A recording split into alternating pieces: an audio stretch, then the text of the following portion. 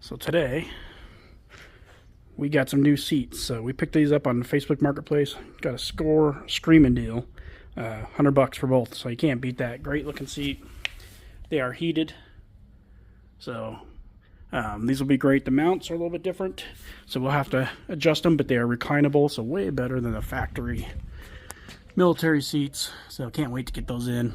I'm got to make some brackets to mount them, and I could buy the Midwest military ones. I just don't know if they'll work for those seats, so I'm gonna pull these seats out and see if I can fabricate some ones, weld them up, put them in place, and they'll be good to go. So yeah, new seats for the front make a big difference for traveling. And then also update on the back. So that was our used jackknife a buddy gave us to put in the truck, and those were our dinettes. We didn't like how they looked. They didn't match. We could put covers over them, but that's just kind of, half doing it. So we decided to buy a brand new fake leather jackknife from Rec Pro. So it's a real nice color, and we bought new dinette cushions, aren't here yet, in the same color. So it'll be nice, easy to clean, and yeah. So let's get these seats in. All right, so the passenger side seat's out, and that's the most important seat to get out because my passenger princess is not happy when she's sitting straight up. So, yeah. So as you can see, they are reclinable, so they can go way back. There is the factory seat, and the angle, can't see it, but you sit straight up and down. It's horrible. No lumbar support. My passenger princess is sitting in her seat to be, what do you think? Much better. Much better? Yeah. Okay, you sure? Positive. Needed, and they're heated. And they're heated. Do you want me to sell the new ones and put the old ones back in? No. Okay. All right. So underneath, this came out of a FJ40 project the guy was doing. He kind of put different brackets on there. And the factory bracket has this bracket right here. Like I was saying, I could buy the Midwest military one, but I think I'm just going to bolt this guy here, and it mounts the seat like this. So what I'm going to do is, I have some steel bar stock like this, and I'm going to go straight across and bolt that bracket directly to those, and we should be good to go. I might do L stock, L bar steel, angle. Sorry, my bad, angle steel. I might do angle steel so it has some lateral support there, and so it's a little stronger. I have some of that too, but yeah. Next up is figure out brackets. Alright, so decided to scrap the Midwest stuff. I went and bought some bar stock and 3/16, and what I did is I made full pieces that go across the frame. So it's super strong. I set in there and I pre-drilled the front holes that line up with the factory mounts. So those are lined up, seat sits in here. Now what I'm going to do is I'm going to take the factory mount and set it on here. I don't have a helper, so I'll use my knee.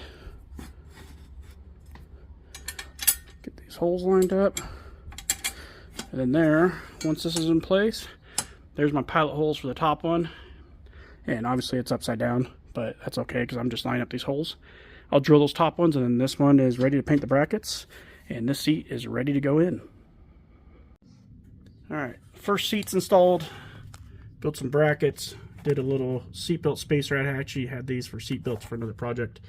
A little tab just to space up a little bit to help clear. So remember, if you're doing these seats at LMTV, you're limited on your cross space here if you don't want the seat sitting too tall. So don't get too wide of seats, you'll have issues with insulation. But, so, this is how you used to sit, straight up and down. Pretty much. And then now, yeah, pretty much like that. And then now, I can move it forward. you can move it all the way forward. And recline. Good night. Good night. Is my passenger princess happy now? Yes. Take a little nap. That's a good looking seat too. And you can just like sit back and relax. Like. Yeah, you could sit back so you're not like breaking your knees on the dash hill if you want. There you go. Excellent. Thank you. You're welcome. Alright, since my wife hopped out, I'll show you kind of the seat. Good looking seat. Fabric. There's the factory seats, and here is the aftermarket seat. Actually, Not aftermarket, it's a vehicle. I think it's a Hyundai or something. I don't know. Paid $100 for both, so you can't beat that. Next, install the driver's side, and then eventually we need to find a Transit double seat, 31-inch, so it fits between the boxes, and with 2 built-in seat belts, so then both kids can ride in that for now. Once we're empty nesters, that's coming out, and we'll have a little box or bed here for the dogs. They'll come along with us. All right, off to the next seat, driver's seat. All right, so driver's seat brackets are installed, and there you have it. There's both seats. Way better than that stock one in the center. That is next, like I mentioned. Yeah, riding comfort now. They are heated, but I yanked all the heating element out because we're not going to use it.